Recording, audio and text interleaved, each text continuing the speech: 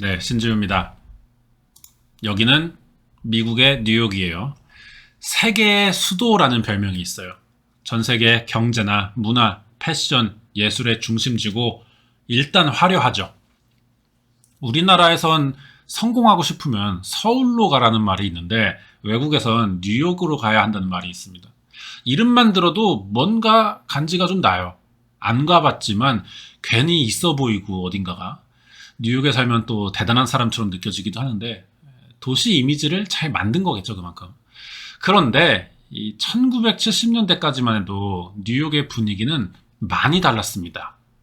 그 당시 뉴욕의 상징은 자본을 쫓는 자유 경쟁, 화려함 이런 게 아니라 더러운 오물과 쥐, 범죄였어요. 지금은 상상도 할 수 없는 최악의 범죄 도시였다는 거죠, 뉴욕이. 이때 뉴욕이 파산 직전이었거든요. 심각한 경제 불황에 어떻게든 도시 예산을 줄이려다 보니까 나중에는 해서는 안 될 결정까지 해버렸던 겁니다. 경찰 숫자를 줄인 거예요. 갑자기 수백 명의 경찰이 실업자가 됐고요. 당연히 새 경찰도 뽑지 않았죠. 대도시인 치안을 담당할 사람들이 줄어드니까 타임스퀘어엔 공연 예술가들이 사라지고요. 매춘부와 포주들이 꼬였어요. 센트럴파크엔 매일 강도와 강간 사건들이 터졌습니다. 빌딩 사이사이마다 노숙자와 마약 중독자가 쓰레기들과 같이 누워 있었고요. 갱들이 늘어났는데 이게 얼마나 심각했냐면 여성들에게 늦은 시간엔 절대 혼자 나가지 말라는 경고를 시장이 직접 할 정도였거든요. 그래서 밖에 나가고 싶은 여성들은요, 머리를 자르고 스카프로 얼굴을 가리기 시작합니다. 나중엔 남자처럼 입는 게 유행이 될 정도였어요. 이런 상황에서 뉴욕에 대형 범죄자 한 명이 나타나는데요. 이 사람은 1976년부터 1977년까지 13개월 정도 뉴욕에서 8번의 총기 살인을 저지릅니다. 6명이 사망했고요. 7명이 크게 다쳤는데 범행에서 사용된 총이 모두 이 사사구경 리볼버였고 범행 수법이 다 비슷하다는 점에서 사람들은 이 범인을 사사구경 살인마라고 부르기 시작했어요. 사사구경 살인마에겐 범행 동기가 없어 보였습니다. 강도나 성범죄와도 거리가 멀거든요. 성별을 가리지 않았고 피해자들의 나이가 어린 편이라는 점 외에는 아무것도 비슷한 게 없었어요. 불특정 다수를 노리는 묻지마 범죄에 가까웠다는 거죠. 사람들은 언제 총알이 날아올지 모른다는 불안감 때문에 더 밖으로 나가지 못하게 됩니다. 경찰은 사사구경 살인마를 잡기 위한 특별수사팀을 따로 만들어서 범인을 잡으려고 했지만 그럴 사람이나 단서, 목격자들이 부족한 상황이라 전혀 대처하지 못하고 있었어요. 그러면 범인은 대체 어떤 사람이고 왜 사건을 저질렀는지 궁금해지는데 이번엔 1970년대 후반 뉴욕에 나타난 사사구경 살인마 사건 파일을 알아보도록 하겠습니다. 자세한 내용 궁금하시면 구독과 좋아요 부탁드립니다. 1977년 4월 17일 새벽 3시 뉴욕 브롱스의 어느 주택가 앞 도로 한쪽에 승용차 한 대가 세워져 있었어요. 안에는 모델 지망생이자 학생인 18살의 발렌티나 서리 애니와 견인차 운전사인 20살의 알렉산더 애셔가 타고 있었습니다. 둘이 사겨요. 알렉산더가 동생 차를 빌려서 이날 여자친구인 발렌티나와 낮에 데이트를 했고 집 앞에 데려다 주는 중이었는데 바로 헤어지긴 또 아쉬우니까 차 안에서 잠깐 이야기를 더 하고 있던 겁니다. 시간은 새벽 3시가 넘고 있었어요. 사람이 없는 시간이기도 하고 차가 세워진 발렌티나의 집 앞은 가로등도 없는 골목이라 유독 더 어두웠어요. 차 옆으로 남자 한 명이 지나가는 겁니다. 지나가는 사람이니까 둘 다 뭐 별로 신경 쓰지는 않았는데 이 사람이 갑자기 뒤돌아 다시 차 옆으로 오는 거예요. 알렉산더와 발렌티나가 당황했죠. 하지만 차에서 내려 도망치기에는 너무 늦었어요. 이 남자가 주머니에서 총을 꺼내 3발을 쏜 겁니다. 총소리에 주민들이 신고했고요. 경찰이 빨리 현장으로 와봤지만 범인은 이미 사라지고 없었어요. 머리에 총을 맞은 발렌티나는 즉사했고 알렉산더가 2발을 맞았는데 아직 살아있어서 병원으로 옮겨봤지만 누가 총을 쐈는지 한마디도 하지 못하고 결국 사망합니다. 둘 다 원한 관계는 없고요. 주변에 현장에서 사라진 돈이나 물건도 없어요. 그럼 범인이 원하는 건 뭐냐는 겁니다. 피해자들에게서 얻어낼 만한 게 없다면 단순히 지나가고 있던 사람이 총을 쐈다는 이야기밖에 안 되거든요. 이걸 납득할 수가 없는 거예요, 경찰이. 사건을 담당한 조셉 보렐리 경감은 피해자들이 타고 있던 차를 살펴보다가 자기도 모르게 큰 한숨을 쉽니다. 왜냐? 1년 전부터 뉴욕에서 이미 비슷한 사건은 5번이나 일어났었거든요. 그동안의 사건에서 밝혀진 공통점은 하나예요. 범행에 사용된 총이 4.49경 리볼버 권총이라는 점인데, 조셉 경감은 이게 그동안 자기가 뒤쫓던 4.49경 살인마의 6번째 범행이라 생각했고요. 이번엔 꼭 잡아야겠다고 결심했습니다. 그리고 6번째 사건이 일어난 지 며칠 안 돼서 조셉 보렐리 경감에게 편지 한 통이 오는데 이름이 적혀있진 않거든요. 어쨌든 뜯어서 열어봤는데 안에 내용이 충격적이었어요. 친애하는 조셉 보렐리 경감에게로 편지가 시작하는데 내용이 깁니다. 요약하자면은, 당신이 나를 여성 혐오자라고 불러서 큰 상처를 받았다, 범인이. 나는 여성 혐오자가 아니고 그냥 괴물이다. 나는 샘의 아들이다. 샘은 술을 마시면 가족을 때린다. 가끔 나를 집에 묶어놓기도 하고 차고에 가둬두기도 한다. 샘은 피 마시기를 좋아한다. 밖에 나가서 사람을 죽이라고 샘이 명령한다. 우리 집 뒤에는 몇 명이 잠들어 있다. 대부분 젊은 사람들인데 이들은 강간당하고 도살당하고 이제는 뼈만 남았다. 다른 사람들과 다르게 나는 살인을 하도록 정해졌다. 나를 멈추게 하려면 당신들이 나를 죽여야 한다. 경찰들은 주의해서 들어야 한다. 나를 먼저 쏴 죽이지 못할 거라면 앞을 가로막지 말아라.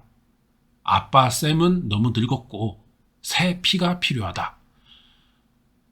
괴물이고 마왕인 나는 만만한 사냥감을 좋아한다. 나는 사냥하는 재미로 살고 아빠는 피를 마셔야 한다. 보렐리, 나는 아무도 죽이고 싶지 않다. 장담은 못하지만 더는 안 죽일 것이다. 존경하는 당신 아버지만 빼고. 나는 당신들을 사랑하고 모두가 행복한 부활절을 맞이하길 바란다. 이제 작별을 해야겠다. 경찰들은 이 말을 잊지 말아라. 나는 돌아올 것이다. 당신들의 살인자, 괴물로부터.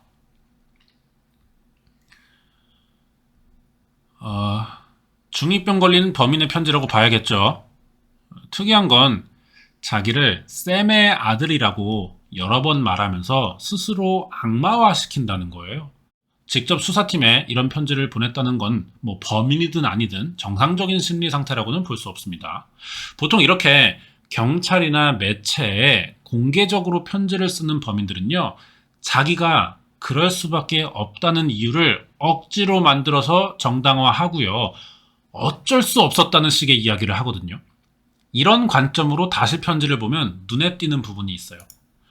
범인이 6번이나 연쇄살인을 저지른 이유는 아빠인 샘의 명령이었다는 겁니다. 이 편지가 공개되자 4.49경 살인마에게는 샘의 아들이라는 새로운 별명이 생겼죠. 편지를 받은 조셉 보렐리 경감에게는 4명의 딸이 있거든요. 편지를 받고 범인이 자기를 또 알고 있어요. 이름을 적었죠, 편지에.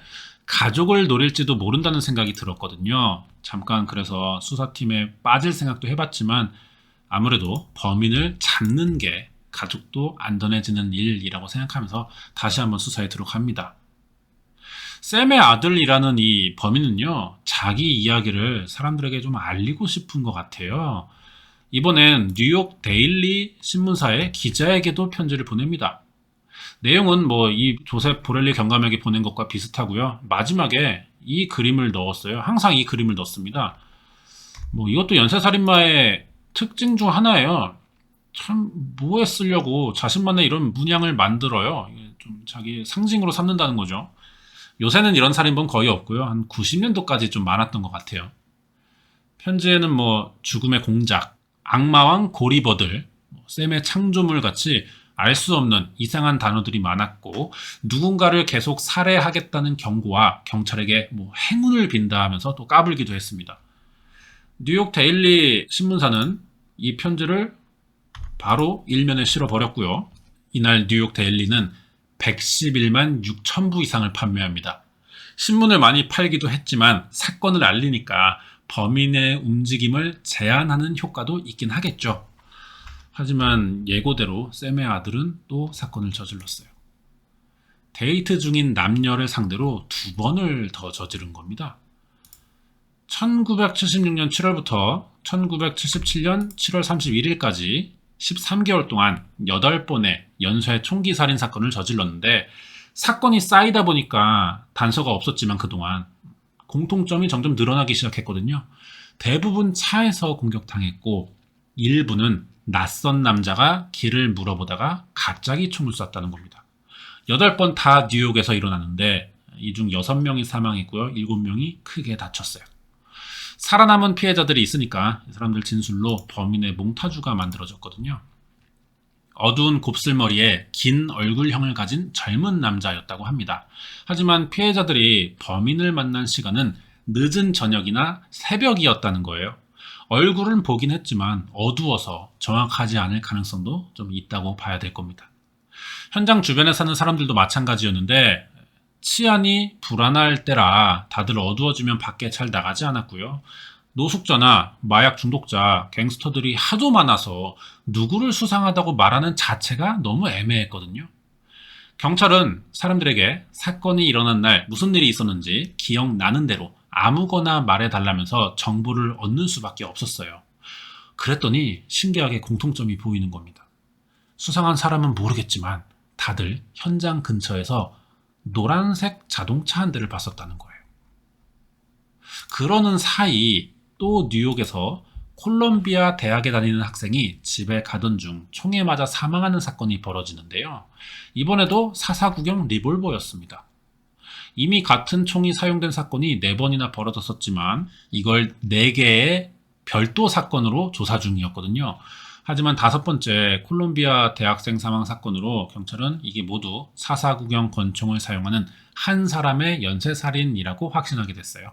이때부터 특별수사팀이 만들어지면서 조셉 보렐리 경감이 사건을 담당하게 됐던 겁니다. 같은 뉴욕에서 비슷한 사건이 일어났는데도 왜 공조수사가 바로 안 됐냐면, 이게 미국이 연방제 국가라서 그래요. 주가 하나의 나라 개념이다 보니까 이게 우리나라로 치면은 용산, 세종, 대구에서 일어난 사건이랑 비슷한 상황이라는 거죠. 그 당시는 전국의 사건을 공유하는 시스템도 없었고요. 우리나라보다 8배 이상 큰 뉴욕이 모든 사건을 다 알 수는 없었겠죠. 이제 특별수사 전담팀 생겼고 범인의 몽타주도 나왔는데 그래도 사건은 해결되지 않았습니다. 갑자기 범인이 사라진 거예요. 수사팀이 생기자 사건이 멈춘 겁니다. 조셉 브롤리 경감은 왜 범인이 사라졌는지 당장은 알지 못했어요. 왜냐면 마지막 사건 이후 10일 만에 범인이 잡혀있던 겁니다. 그럼 범인은 누구냐? 이 사람이에요. 24살의 데이비드 버코위츠.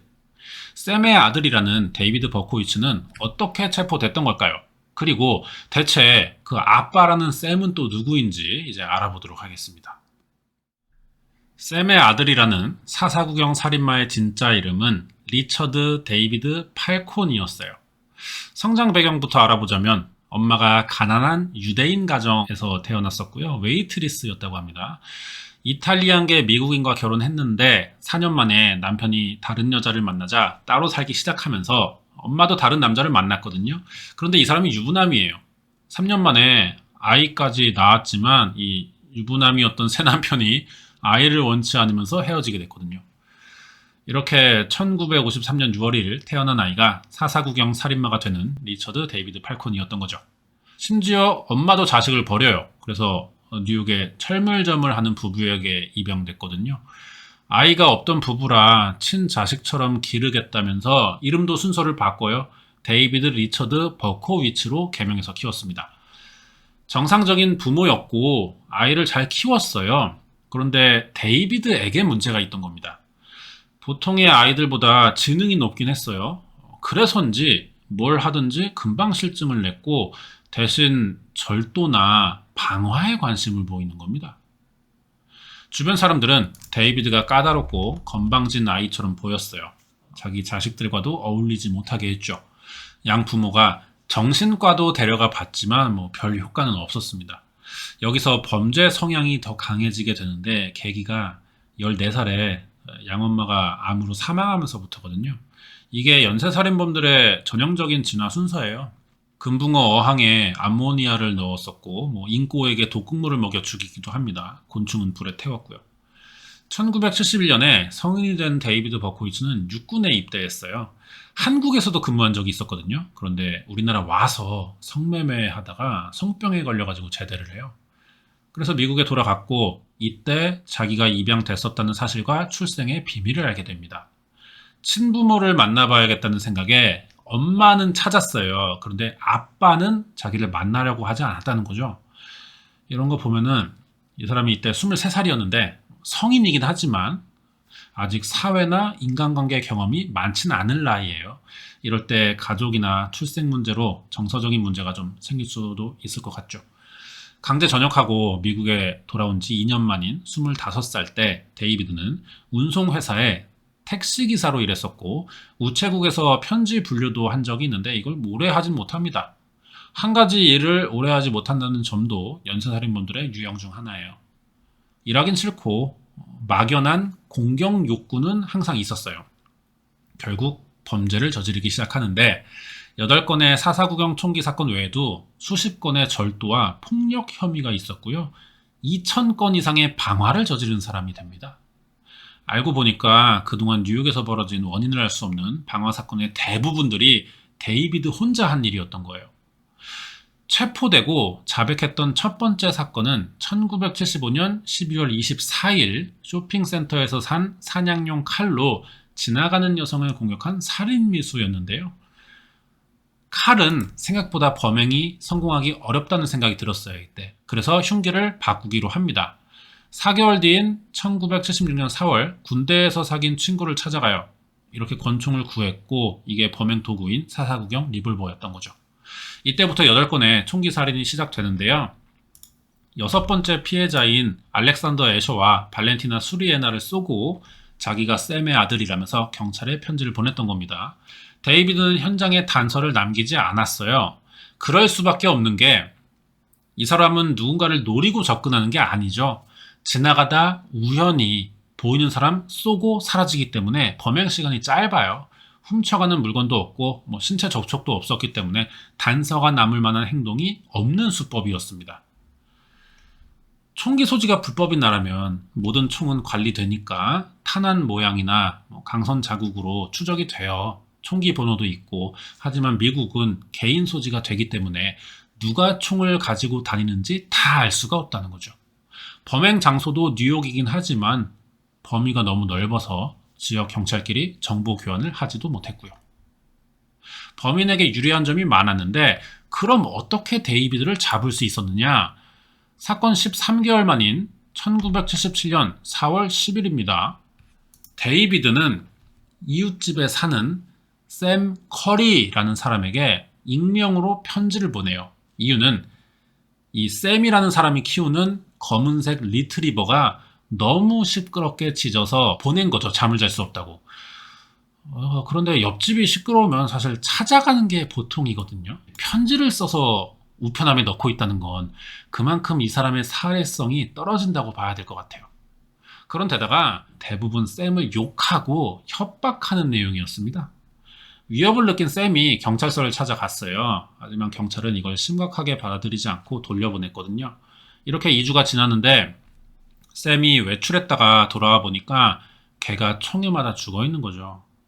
다시 경찰에 신고했지만 3개월 넘도록 경찰은 범인이 누군지 찾지 못합니다. 증거가 없어서 그랬을 거예요. 이때 같은 동네에 사는 잭 카사라라는 사람도 편지를 받게 되는데요. 최근에 편지 내용이 이래요. 최근에 지붕에서 떨어졌다는 이야기를 저희가 들었고 얼른 낫길 바란다는 내용으로 적었던 겁니다. 문제는 잭 카사라가 지붕에서 떨어진 적은 없다는 거예요. 거기에 이 편지를 보낸 사람은 같은 동네에 살긴 하지만 만난 적은 없다는 거죠. 바로 키우던 개가 총에 맞아 죽은 샘 커와 아내였습니다. 잭이 편지를 들고 샘의 집을 가봤어요. 당연히 샘이 보낸 게 아니죠. 자기도 이런 편지를 받았다면서 샘과 잭이 이야기를 해보는데 잭의 아내가 어떻게 된 건지 눈치를 챘어요. 옆집에 살고 있는 데이비드 버코위치가 생각난 겁니다. 이미 데이비드에게 불평을 많이 들어와서 이 사람이 걔를 쏴 죽였을지도 모른다는 생각이 들었고 다시 경찰서를 찾아가는데 이때만 해도 데이비드는 단순히 샘이랑 사이가 안 좋은 사람이고 걔를 싫어한다고만 생각했거든요. 그래도 3번이나 경찰서를 찾아왔으니까 신고를 결국은 접수해 줬어요. 데이비드 버코위츠 조회해 보니까 예전에 뉴욕에서 일어나던 샘의 아들 사건에서 목격자들이 진술한 범인 인상과 비슷해 보였습니다. 범인의 추정 나이, 키, 체격, 어두운 곱슬머리까지 대부분 일치해요. 경찰은 바로 데이비드의 신상을 사사구경 살인사건 특별수사팀으로 보냈죠.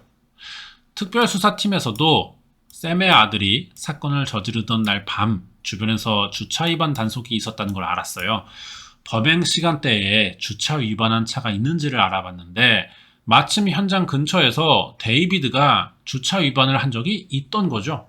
수상해 보이니까 샘 카와 잭 카사라가 익명으로 받았다는 편지를 사사구경 살인마가 보렐리 경감에게 보냈던 편지와 필적 조회를 해봤어요.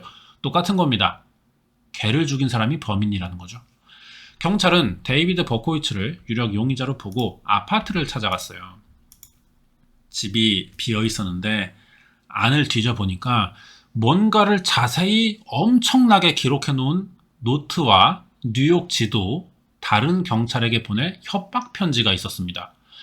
확실히 이것들은 사사구경 살인마 사건이 생각날 만한 물건이에요. 하지만 이것만 가지고 사건을 저질렀다는 입증은 아직 안 돼 보이죠. 데이비드를 직접 만나야겠다는 생각에 일단 집 밖으로 나왔습니다. 집 앞에 차가 하나 서 있었거든요. 이 차도 사건이 일어난 동네 사람들이 봤다는 그 노란색인데 조회해보니까 이 차가 데이비드가 주차 위반했던 그 차예요. 이 정도면 누구나 데이비드를 범인으로 보겠지만 그렇다고 법적으로 증명할 수 있는 증거가 되진 않아요. 차 색깔은 우연히 똑같고 편지는 장난친 거라면서 빠져나가기가 충분하거든요. 혹시나 해서 차 안도 뒤져봤는데 여기서 사사구경 리볼버 권총과 탄약 가방이 나왔어요. 이게 확실한 증거가 되겠죠. 데이비드의 총을 쏴보고 피해자들 몸에 있던 총알과 강선 자국을 비교해서 일치하면 범인이에요. 이게 법적인 증거가 될 겁니다. 경찰은 집 앞에서 잠복에 들어갔고요. 1977년 8월 10일 밤 10시에 나타난 데이비드를 체포할 수 있었습니다. 데이비드는 순순히 체포됐고 자기 범행을 다 자백합니다. 집안에서 발견된 노트는 그동안 저질러온 2000건의 방화사건 기록들이었어요. 연쇄살인범이면서 방화범이기도 했던 거죠. 다 증명됩니다. 남은 건 아빠의 정체인데요. 대체 어떤 사람이길래 데이비드가 자기를 샘의 아들이라고 주구장창 이야기하냐는 겁니다. 이 샘이 누군지 알아보려면요. 그 전에 옆집 사람이 키우던 그 검은색 리트리버 이야기부터 해야 돼요. 마침 이 개주인의 이름이 샘 카죠. 처음엔 이 사람과 어떤 관련이 있는 줄 알았는데 이야기 들어보니까 데이비드가 너무 황당한 대답을 하는 거예요.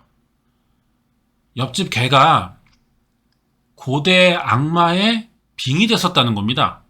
그 악마 이름이 샘인데 자기에게 젊은 여자들의 피를 요구해서 어쩔 수 없이 연쇄살인을 하게 됐다는 거죠.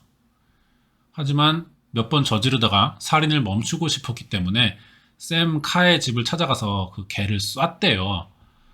그랬더니 그 개에게 있던 악마가 자기에게 또 옮겨와서 살인을 멈추지 못했다는 겁니다. 이해할 수 없잖아요. 정신병으로 보여서 잠깐 입원시켜 봤는데 이게 또 다 거짓말인 게 드러났어요. 제정신이었고요. 사건 입증 다 되면서 재판 열렸고 유죄가 나왔죠. 365년형을 선고받았습니다. 이렇게 사건이 다 해결됐고 끝났어요. 그런데 문제가 또 생기는 거예요. 범인이 잡혔다는 소식을 듣고요. 출판사들이 교도소를 찾아오는 거죠. 이 사람 사건 이야기를 책으로 내자는 겁니다. 범죄자가 직접 자기 범행 내용을 쓴 책들은 예전부터 있었어요. 호기심이 생기기 좋은 내용이라 잘 팔리기도 해서 꾸준히 출판돼 왔는데 샘의 아들 사건은 워낙 유명하다 보니까 출판사 경쟁도 심한 거예요. 데이비드도 이게 기회가 된다고 생각했는지 계속 몸값을 올려요. 경매하듯이. 그러면서 결국 400억짜리 계약을 하게 됩니다. 법으로 금지된 건 아니에요, 당연히. 하지만 피해자를 생각한다면 이게 윤리적 관점에선 맞지 않거든요. 나중엔 이 사건이 사회적 문제가 되자 관련 법이 생겼어요. 이게 바로 샘의 아들 법이라고 합니다. 범죄자가 범죄 내용을 팔아서 수익을 올릴 수 없게 법으로 금지시키는 거죠. 만약에 수익을 발생시키면 범인은 이 돈을 가질 수 없고요. 다 피해자 배상금으로 쓰이게 돼 있어요. 얼마 전에 제가 애나 만들기 사건 소개하면서 그 범인이었던 애나 소로킨이 감옥에서 큰돈 받고 자기 사건의 판권을 넷플릭스에 팔았다고 소개했거든요. 하지만 샘의 아들 법 때문에 수익을 내진 못했고요. 판권으로 받은 돈은 다 벌금과 피해 보상금으로 냈습니다. 애나 만들기 사건 재밌거든요. 여기 링크해 둘게요. 데이비드 버코위츠는 이제 자기를 샘의 아들이라고 하지 않아요. 희망의 아들이라고 불러달라고 한다는데 기독교인이 됐어요. 감옥에서. 여전히 미친놈 같은데 그래도 가석방 신청이 가능하지만 자기는 죗값을 제대로 받아야 한다면서 거절했고요. 지금은 교도소에서 범죄자들에게 전도를 하고 있습니다. 이렇게 살고 있어요. 준비한 내용 여기까지고 뒤에 관련된 이야기 있습니다. 이번 영상은 샘의 아들이라는 사사구경 살인마 데이비드 버코위츠의 살인사건 파일이었습니다. 보통 범죄자들이 다는 아니지만 가끔 그런 사람들이 있어요. 자기는 하느님에게 용서받았다는 이런 말 하거든요. 되도 않는 소리인데 자기는 반성했고 새 사람이 됐다고 하지만 하느님 이야기를 꺼내는 것부터가 아직 범죄자스러운 생각이 좀 남아있다고 봐야 될 것 같아요. 용서는 당연히 피해자한테 받아야 되는데 이 사람들은 그렇게 생각하지 못한다는 거죠. 보통 연쇄살인도 어릴 때 가정폭력이나 성폭행을 당해 시작하는 경우들이 많아요. 이것도 다 자기가 겪은 일을 다른 데서 푸는 행위가 되죠. 그래도 데이비드는 가석방 신청 안 하고 죗값을 계속 받겠다니까 조금은 나아 보이기도 하는데 제 생각은 좀 그렇지 않습니다. 이 사람이 지금 나이가 68살이에요. 나와봤자 할 수 있는 게 없다는 거죠. 그럼 교도소에 있으면 좀 다르냐? 연쇄살인범이라는 시선이 밖에서는 불리하겠지만 같은 범죄자들이 모여있는 교도소 안에서는 이게 권력이 될 수도 있어요. 서열에서. 교정시설에서는 또 종교활동이 보장되니까 그걸 담당하는 사람이기도 하잖아요. 그러니까 교도관들도 아무래도 좀 대우를 다르게 할 것 같고요. 차라리 교도소에서 이런 권한들을 갖고 사는 게 더 낫겠다고 생각할 수도 있는 거죠. 그리고 저는 이 부분이 좀 궁금했어요, 많이. 데이비드는 왜 샘 카의 개가 악마의 빙의됐었다고 말했냐는 거예요. 단순히 좀 정신 이상 진단 받아서 감옥이 아니라 병원에 입원할 생각이었는지 잘 모르겠지만 성장 배경과 좀 연결해 보자면은 데이비드가 연쇄살인 전부터 폭력적인 성향이 있었고요.